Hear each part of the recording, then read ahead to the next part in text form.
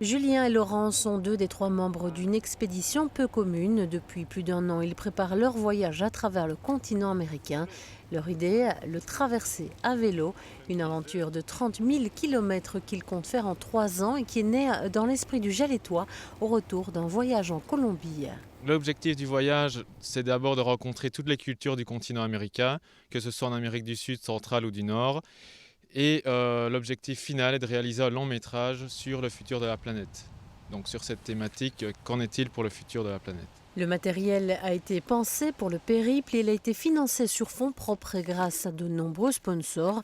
Les vélos sont en acier, ils ont été faits sur mesure dans un atelier liégeois et le packraft sera leur autre moyen de locomotion. La Rolls du kayak parce que c'est un prix très très cher, mais les opportunités qu'on peut avoir avec et faire, c'est énorme, donc c'est vraiment chouette. Le projet est ambitieux et devrait les emmener dans chaque pays du continent américain. Nous partons d'Ushuaia en Argentine, la Terre de Feu, pour remonter vers la Patagonie. Nous traversons l'Argentine, le Chili, nous remonter ensuite par l'Uruguay, Paraguay, Bolivie pour faire après une boucle de plusieurs milliers de kilomètres en Amazonie.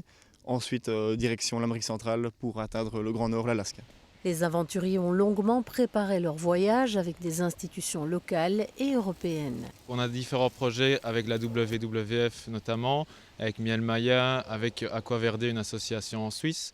Donc ce sont tous des projets qui touchent à l'homme et à la nature.